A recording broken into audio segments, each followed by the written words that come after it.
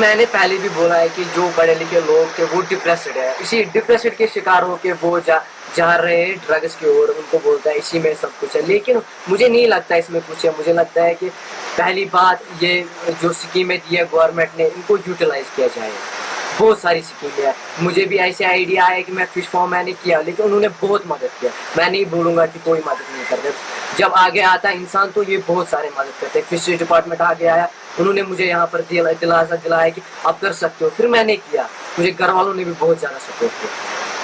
آپ کے گھر والوں نے کتنے سپورٹ کیا ہے, کس طرح کا سپورٹ کیا, کیسے لگا آپ کو سپورٹ کریں گے اور یہ فارم چلے گا یہاں؟ جی پہلے تو میں کماتا نہیں تھا, میں نے پہلے کمایا تو پھر پہلے گھر والوں نے مجھے سپورٹ کیا, بنا کے دیا. پھر میں نے بہت سارے اس پہ کیا. آج میں نے یہ بھی کیا کہ میں تین سال سے ہم ہیچری بھی کر رہے ہیں. ہاں ہم نے سیٹ اپ گھر پر سیٹ اپ بھی کی, ہیچری بھی سیٹ اپ کیا ہے. تو مجھے بہت اچھا لگ رہا ہے. مجھے بہت زیادہ سپورٹ کیا گھر والوں نے فشریز ڈپارٹمنٹ نے. میرے ذہن میں ایسے ہی ایک دن یہ خیال آیا کہ کیوں نہ پڑھائی کے ساتھ ساتھ اپنا بزنس بھی سیٹ اپ کر لوں. تو میں نے یہ سوچا, میں نے گھر والوں سے بات کی کہ مجھے ایسا بزنس کرنا ہے کہ جو وادی کشمیر جو محمد ڈسٹرکٹ میں کم دکھے جائے گا. تو میرے سوچ میں یہ آیا کہ میں ٹراؤٹ فارم ڈالوں گا.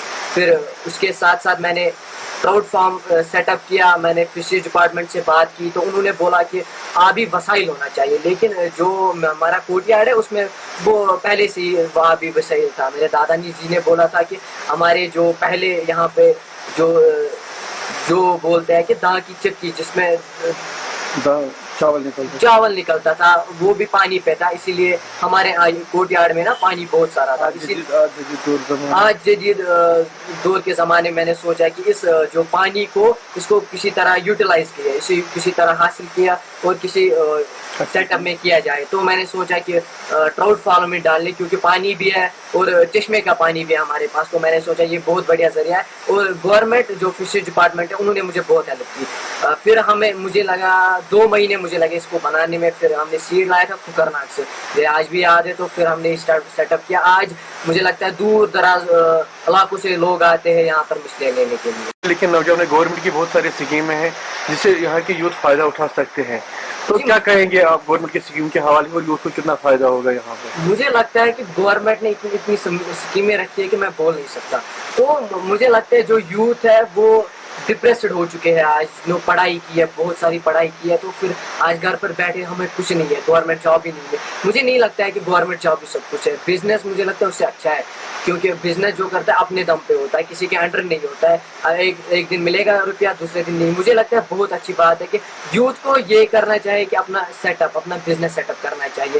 بہت سارے فیلڈس ہیں جس میں وہ اپنے روز روٹی کما سکے. تو خوشخبری کی بات ہے کہ پڑھے لکھے نوجوان مچھلیوں کا فارم بنا کر اس پر اپنا روزگار اور گھر والے بھی اس میں پالتے ہیں. اور یہ بڑی خوشخبری کی بات ہے کہ یہ مچھلیاں ٹراؤٹ ہیں جن کو گورنمنٹ بھی ان کا پھل دیتا ہے اور پرائیویٹ بھی ان کا پھل ملتا ہے جو ان سے ڈالا جاتا ہے, جن سے مچھلیاں بھر کر دوسرے لوگ خرید کے لیتے ہیں. اور بڑی قسمتی کی بات ہے جو لوگ یہ کام کریں گے وہ بڑی قسمت والے ہوں گے, کیونکہ اس میں بہت آمدنی ہوتی ہے.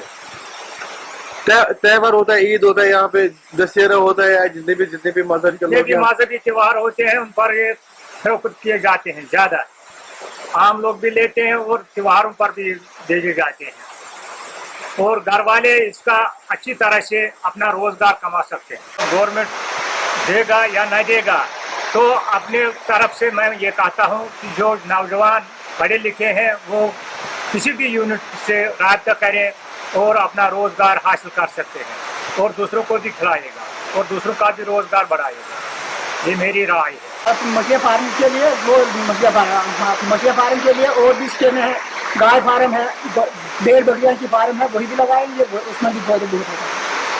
تو جو پڑھے لکھے نوجوان کیا کہیں گے, وہ ڈرگس کی طرف اور بڑھ رہے ہیں, نشہ کرتے ہیں. اگر وہ پڑھے لکھے گھر میں بیٹھیں گے تو اس سے زندگی بسر نہیں ہوگی ان کی, وہ ڈرگس کریں. تو کیا کہیں گے آپ ان کو, کیا کرنا چاہیے ان کو؟